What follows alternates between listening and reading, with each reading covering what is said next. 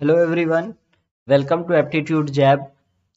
पिछले वीडियो में हमने रिमाइंडर का कॉन्सेप्ट समझा था। आज हम रिमाइंडर के कुछ थ्योरम्स देखते हैं कि कैसे हम रिमाइंडर बेस्ड क्वेश्चंस, कुछ सेट ऑफ थ्योरम्स होते हैं जिनका यूज करके रिमाइंडर के क्वेश्चंस किए जा सकते हैं। तीन थ्योरम देखेंगे हम इसमें, फर्मैट थ्योरम, विल्सन थ्योरम और Chinese remainder theorem. Wilson theorem सबसे इजी है। सबसे पहले देखते हैं फर्मैट थ्योरम। फर्मैट थ्योरम क्या कहता है? इसके इसमें एक होता है ऑयलर नंबर। ठीक है, इसे यूलर नहीं पढ़ते हैं, इसे पढ़ते हैं ऑयलर।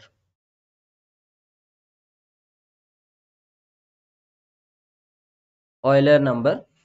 तो ये क्या कहता है कि ये अगर कोई नंबर है, उसका अगर ऑयलर नंबर निकालना है, जैसे अगर प्राइम नंबर है, प्राइम में तो n-1 हो जाता है। सपोज 7 का ऑयलर नंबर निकालना है, 7 का क्या हो जाएगा? 7 इंटू, ये कह रहा है 1-1/a जो प्राइम फैक्टर्स हैं। तो 1-1/7 हो जाएगा 7 इंटू 6/7 यानी कि 6।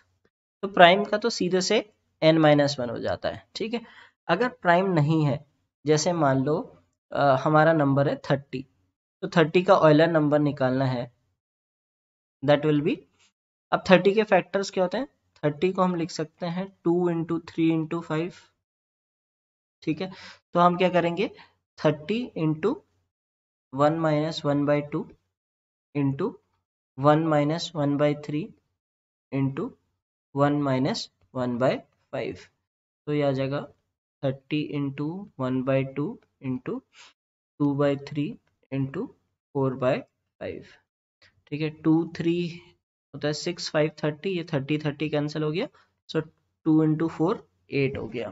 ठीक है, ऐसे ही मान लो अगर हमें निकालना है, अब अगर हमें ऑयलर नंबर निकालना है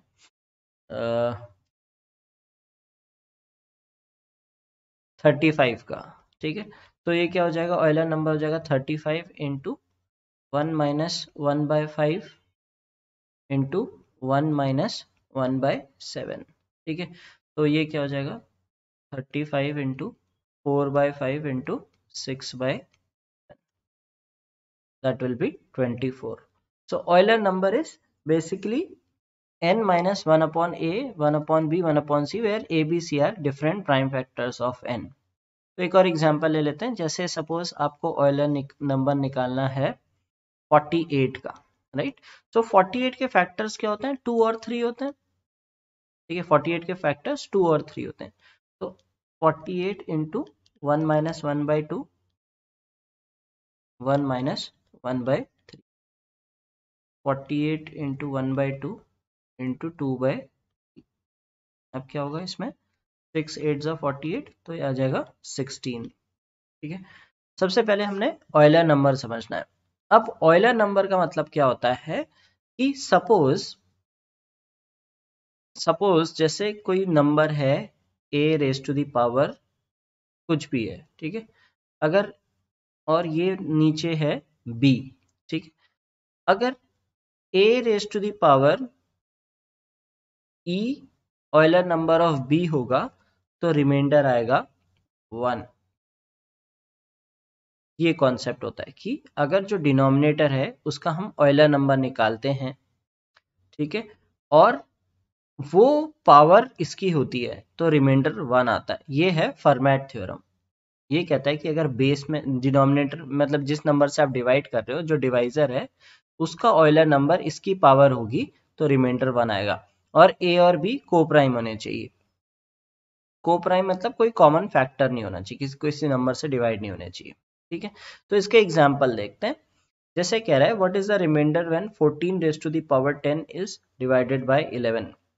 अब 11 का ऑयलर नंबर कितना हो जाएगा? 10 हो जाएगा, डायरेक्टली प्राइम नंबर है। ठीक है, तो कोई भी नंबर मैं लूंगा, मान लो मैंने लिखा 7 की पावर 10 या 14 की पावर 10 या फिर 2 की पावर 10, 3 की पावर 10, हर बार रिमाइंडर आएगा 1। ये कहता है ऑयलर थ्योरम कि हर बार रिमाइंडर 1 आएगा। ठीक है, चलो आपको एक नंबर लेके देखते हैं 2 की पावर 10। 2 की पावर 10 की वैल्यू पता होती है जनरली 1024। ठीक है, 1024 को आप 11 से डिवाइड करके देख लो, एक आपको प्रूफ भी मिल जाएगा।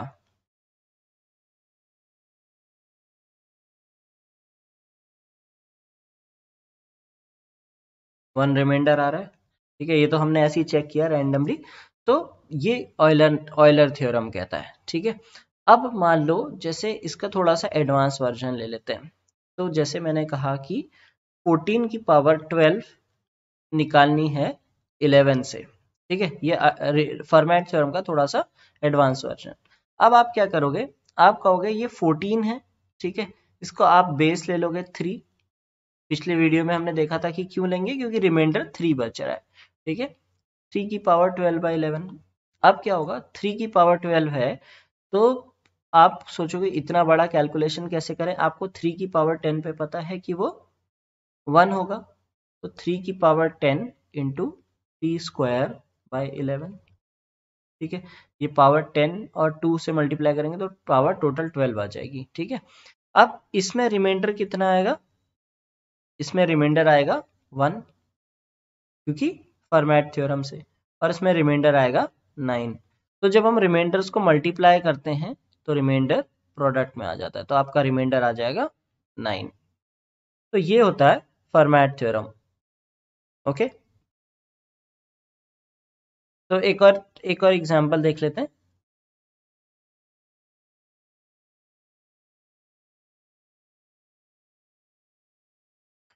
What is the remainder when 19 की power 32 is divided by 15? Okay, अब इसमें क्या करेंगे, वही मैंने कहा कि पहले इसको सिंप्लीफाई कर लो। 19 को अगर आप 15 से डिवाइड करते हो, क्या रिमाइंडर आता है, रिमाइंडर आता है 4। ठीक है, तो ये हमारी प्रॉब्लम क्या हो गई, 4⁻32/15। पहले 15 का ऑयलर नंबर निकाल लेते हैं।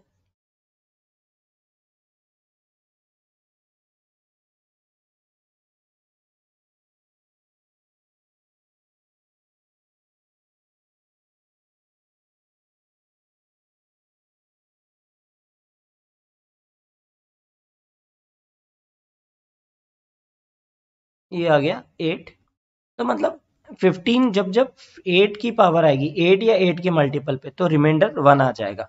ठीक है, तो 8 चाहे कोई भी नंबर की पावर 4 की पावर 8 होगी या 16 होगी, 24 होगी, 32 होगी, 40 होगी, 48, कोई भी पावर होगी 8 के मल्टीपल में आएगी, तो रिमाइंडर विल ऑलवेज बी 1। तो इसमें रिमाइंडर 1 आ जाएगा। अगर इसी को थोड़ा सा जैसे पिछले क्वेश्चन में हमने मॉडिफाई करके देखा था, वैसे अगर मैं कहूँ कि अगर इसमें अगर दिया हो 19 की पावर 35 डिवाइडेड बाय 15। ठीक है, ये फॉर्मेट थ्योरम से ऐसे इस तरह के क्वेश्चन बहुत आसानी से बन जाते हैं। वैसे बहुत कम चांसेस हैं इसके आने के, वो नॉर्मल वाला पूछेंगे, ऐसे नहीं कि इतनी बड़ी पावर में पूछ दिया। तो अगर पूछ भी रहे हैं तो ऐसे करना है, 4 की पावर 35/15 हमें रिमाइंडर निकालना है। 4 की पावर 32 में हमें पता है कि रिमाइंडर 1 आएगा, और यहाँ 4 की पावर 3 हो गई। ठीक है, तो यहाँ पे रिमाइंडर 1 आ गया। 4 की पावर 3 कितनी होती है, 64। ठीक है, 64 में 15 से रिमाइंडर क्या आता है, 4 आता है, तो आंसर आ जाएगा आपका 4। तो इस तरह से हम इसे सॉल्व कर सकते हैं। ठीक है, तो ये फॉर्मेट थ्योरम था। फॉर्मेट थ्योरम कभी कभी एप्लीकेशन आ सकता है, तो आप इस तरह से सॉल्व कर सकते हैं उन क्वेश्चंस को। नेक्स्ट है विल्सन थ्योरम। विल्सन थ्योरम और भी आसान है। विल्सन थ्योरम क्या कहता है कि कोई भी प्राइम नंबर है p, तो p-1 फैक्टोरियल, फैक्टोरियल हमने पढ़ा था। फैक्टोरियल क्या होता है, n फैक्टोरियल क्या होता है, 1 into 2 into 3 into 4 into and so on up to n, उसे कहते हैं n फैक्टोरियल। तो मैंने जैसे कहा कि 8 फैक्टोरियल, 8 फैक्टोरियल का मतलब होगा 1 इंटू 2 इंटू 3 मल्टीप्लाई टिल 8। तो ये कह रहा है फॉर एनी प्राइम नंबर, ये ध्यान देने वाली बात है, प्राइम नंबर होना चाहिए। p-1 factorial is divisible when divided by p leaves a remainder of p-1। तो जैसे प्राइम नंबर मैं लेता हूँ 13। ठीक है, तो 12 फैक्टोरियल को अगर मैं 13 से डिवाइड करूंगा तो रिमाइंडर आएगा 12, और 11 फैक्टोरियल को 13 से डिवाइड करूंगा तो रिमाइंडर आएगा 1। ये बहुत सिंपल सा कॉन्सेप्ट है। ठीक है, विल्सन थ्योरम बहुत आसान सा है, दो केस पे लगता है, अगर p माइनस वन फैक्टोरियल और p minus two factorial. p minus two factorial में रिमाइंडर 1 होता है, p माइनस वन फैक्टोरियल में रिमाइंडर p माइनस वन होता है। तो 18 फैक्टोरियल बाय 19 क्या हो जाएगा, 18 हो जाएगा। ठीक है, p माइनस वन है ना, और 11 फैक्टोरियल बाय 13 क्या हो जाएगा, ये हो जाएगा 1। तो p माइनस वन फैक्टोरियल पे p आता है, p माइनस वन आता है, और p माइनस टू फैक्टोरियल पे रिमाइंडर 1 आता है। तो ये विल्सन थ्योरम था, बहुत आसान सा है। अब देखते हैं चाइनीज रिमाइंडर थ्योरम। अब ये थोड़ा सा ट्रिकी टाइप का है, तो इसे समझते हैं इसमें क्या करना होता है। इसमें क्या करना होता है, इसमें दो को प्राइम लेते हैं, उनसे हम यूज करके रिमाइंडर निकालते हैं। जैसे सपोज एक नंबर लेते हैं 32, ठीक है, मुझे निकालना है 32 का 15 से रिमाइंडर क्या आएगा। ठीक है, या थोड़ा सा बड़ा नंबर ले लेते हैं, ये तो बहुत आसान सा, आप वैसे भी निकाल सकते हो। तो ऐसा करते हैं कि हम लेते हैं 176 का 21 से। ठीक है, तो 21 जो है, पहले इसको दो पार्ट में स्प्लिट कर दो, 3 और 7। ठीक है, अब 176 का रिमाइंडर निकालते हैं 3 से, 3 से डिवाइड करेंगे तो कितना आएगा, 2 रिमाइंडर आ जाएगा। ठीक है, और 176 का रिमाइंडर निकालना है 7 से, तो ये रिमाइंडर 1 आ गया। अब हम इसे किस तरह से सॉल्व करते हैं ये देखते हैं। देखिए, छोटा नंबर क्या है, छोटा नंबर 3 है। ठीक है, 3 से रिमाइंडर क्या आया, 2 आया। अब इसमें 3 जोड़ते जाओ। ठीक है, इसमें 3 जोड़ते जाओ, 5, 8, 11, 14, 17 ऐसे जोड़ते रहो। ठीक है, और 7 से रिमाइंडर कितना आया, रिमाइंडर आया 7 से 1। तो इसमें आप 7 जोड़ते जाओ, 8, 15, 22। तो जो आपका कॉमन नंबर आता है, जो कॉमन नंबर है वो आपका जो सबसे पहले कॉमन नंबर आएगा वो आपका आंसर होगा। आप इसे डिवाइड करके देख लो, 21 इंटू 8 आता है 168, प्लस 8 करते हैं तो 176 आता है। ठीक है, तो रिमाइंडर 8 आता है।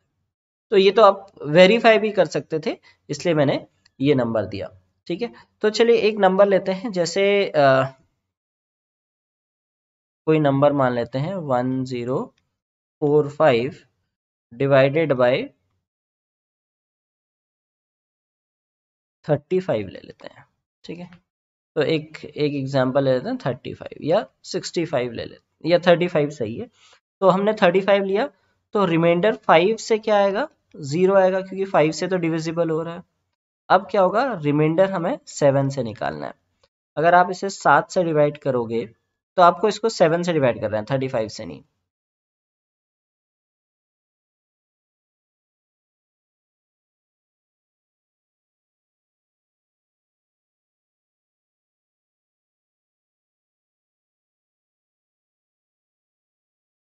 दो बचा। ठीक है, अब आप क्या करोगे, इसमें आप रिमाइंडर जो 5 से आया है उसमें 5 जोड़ते रहो।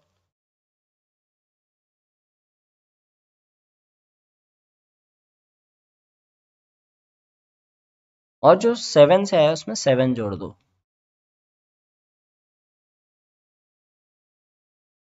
कॉमन क्या आ गया, 30 कॉमन आ गया, तो आपका रिमाइंडर होगा 30।